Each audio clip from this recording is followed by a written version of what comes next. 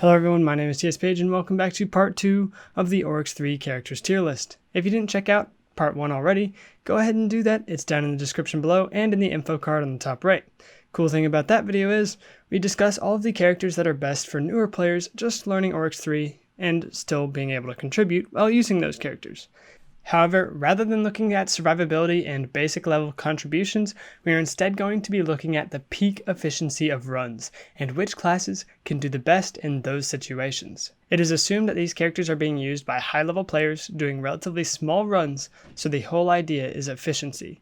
Survivability isn't really an issue, and it is assumed that the people using these classes on this tier list know what they're doing and are able to get damage at a very consistent rate. So the criteria for this tier list are 1. Damage, 2. Damage plus utility, and then 3. Do they have a ability or a proc that makes them better than the rest that no other class above them can provide. This list assumes that all characters are 8/8 and swaps are available. So with that said, let's hop straight in to the first class. So first up is Archer, and just like the first tier list, Archer is still trash. It is outclassed by literally everything in every other way. If you want slows, use something like a Sorcerer. If you want paralyzes, oh wait, you don't want paralyzes, because paralyzes are useless. Well, Voidbow is good for DPS, but nowhere near as good as literally any staff class or katana or melee. So, Archer, pretty pointless. It has no place in high-level Oryx 3 runs. And when I say it has no place, it can be used, but it's just completely outclassed in every other way by other characters. Next up is Assassin though, and Assassin is slightly better than the Archer in my opinion. And this is simply because the Assassin has the ability to armor break using the Pogmer. Now the reason that it is only in C tier is while yes, it can be a good utility for mini bosses, you can't armor break Oryx 3 and Knight does its job better. So it's not complete trash and it has its use, but it's not fantastic or above average by any means, so it'll stay in C tier. So while I initially viewed Samurai as pretty much on the same level as Assassin, I decided to rethink it a little bit and actually move it up to B tier, as you'll see here in a second. And the reason that I moved Samurai up to B tier is because Expose during Oryx 3 actually does greatly increase the damage of the superior, and that is a key and very important weapon when it comes to highly efficient O3s, especially world record runs. So Samurai, it only needs 1. And anything more than 1, it quickly drops down to a C or even a D tier. But by having 1 Samurai as a utility class in your run, it is an extremely effective character to have along with you. And just like part 1, the Huntress, dog doo-doo garbo. Absolutely outclassed, out-tiered by everything else in basically every way, so it gets to sit right beside the Archer, just like in the first tier list, chilling down there at D for doggy doo-doo. And next up is the Knight, and as I discussed a little bit with the Assassin, the Knight does the Assassin's job better. So assuming that the characters are being used by high-level players, Knight is better for DPS and more consistent at being able to get faster, more effective armor breaks off on the mini-bosses, as well as can contribute decent damage still in the later sections of the fight because it's a melee, and assuming that you have Brutal Buckler as a swap out for the Knight can actually compete for top damage and do an insane amount of damage. Now, this isn't making it better than the Wizard or Warrior for damage by any means necessarily, but the Knight can most certainly hold its own for damage, and the ability to use Armor Break rather than Assassin makes it that much better and deserving of B tier.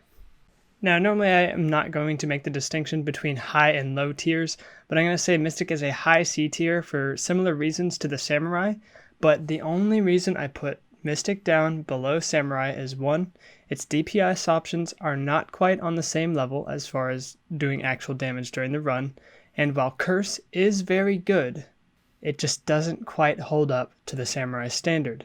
And the reason is, and this is a very small but subtle reason, and this is, when the Samurai uses Expose to decrease the defense, multi-shot items have a much higher upside compared to Curse, so the Superior and the Enforcer indirectly get buffed much more by the Samurai than the Mystic, and the Samurai itself will be doing more damage. As I said, Mystic, high C tier, I could put it in B, but me personally, I think it is okay in C. Necromancer, for very similar reasons to Mystic, is going to stay in C tier. Very similar uses overall. Both can curse. Necromancer can slow, but ultimately that's not a huge issue. The stasis and the slows and mini bosses kind of have the same overall usefulness. One is useful in Besa, one is useful in the Oryx. So other than that, they're pretty even, so they're going to sit right next to each other. And the first member of A tier is going to be Ninja. Ninja is one of those classes that has fantastic DPS as well as the speed to move around and maneuver quickly based on the phase. It'll have an easier time doing damage, although there shouldn't be that big of a difference between it and other classes similar to it because of the range difference. But the speedy as well as everything else that Ninja provides makes it a very, very solid A tier, and by the criteria of damage being one of the most important things, it does that, and it does it well. Not the best, but very well. Very similar to the Samurai, the Paladin is going to be in B tier, and they are basically interchangeable. Not in the sense that you can have one or the other, but if you were to look at them and their usefulness and what they do for the group, they are essentially the same. They buff the group's DPS, and you only need one of them for them to be effective. More than one pally, and it's really not doing a whole lot for the group unless you're spread out, which in the case of high-level vet runs or world record runs, you're basically always going to be grouped up anyways, so the whole idea behind needing more than one pally, not super useful, but having one pally and having one good pally, very much so helps the group. And the priest is going to sit in D tier, with Oryx being insta-guarded and insta-staggered as the key idea behind these runs. Priest just doesn't have a place. Even with Lumiere, it's okay, but I mean, still, just it's outclassed in every way by other classes. So Priest is going to sit down there in D tier. It can be useful. It does have some practicality, but in the case of a high-level veteran type run, Priest just doesn't have much of a use. And if there was ever to be a class that would be on F tier, a lot of you guys would probably assume Rogue, but if you really think about a really good DPS Rogue set, and you think about it and how practical it would be, it's actually not that bad. Avarice, Bloody Cloak, 10A, and Crown, you're doing pretty solid damage with Rogue.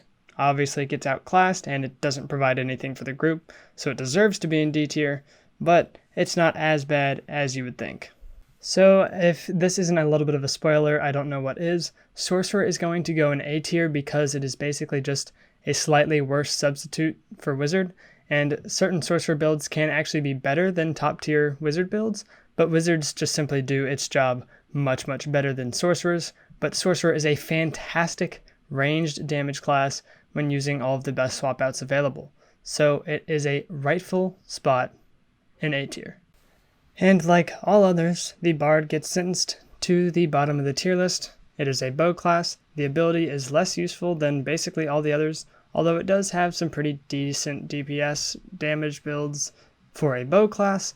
It still is not enough to justify any tier spot higher than D, simply because if you're going to bring it, it's likely going to be a detriment to the HP scaling relative to the other classes in the run. So, being consistent with the rest of my tier list, I decided that I wanted to put Trickster in A, but for the sole reason that, for very similar reasons to the Samurai and Pally, it couldn't go any higher than B. It is good because it can rush ahead and activate stuff faster, but only marginally faster than a ninja could. And so, by putting it down in B tier, it kind of fits with the idea of the Knight, Samurai, and Pally. You need one of them. One of them is super good, super useful, nice to have, but anything more, and that can actually be a deterrent or a detriment to the group's overall DPS. So with that being said, while I wanted to put it in A tier for its utility, I think it has to go down in B. So next up we have the Warrior, and similar to the classes below it, like Samurai and Pally, it deserves a spot in A tier because on top of it having a DPS buffing ability, it is also a fantastic class for damage, and that alone lends it a spot in A tier. And last but not least, of course, the Wizard in its rightful spot in S tier. Wizard deserves its spot in S tier. Why, you may be asking? Well, simply put, the Wizard is just a beast and does a crap ton of damage. The ability also provides a crap ton of damage. Whenever the ability is used in tandem with the staff, usually a Superior or a T14, it is unmatched and unrivaled, especially at 0 defense. And whenever the enemy is exposed, the Wizard stays being the best class, and so it just deserves its spot in S tier. If you brought only wizards and a couple utility classes to boot, the run would be clean and smooth. You could use sorcerers as a replacement, which is why they're in A tier, but with that being said, wizard is just fantastic.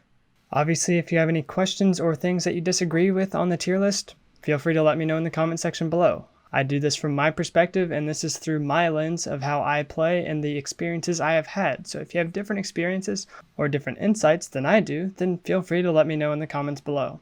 If you liked the video or thought it was at least decent in general, feel free to leave a like, and if you want to see more content in the near future, be sure to sub. I will talk to you guys all in the next video, which will hopefully be soon, and I hope you all have a fantastic day. That's all from me. Peace.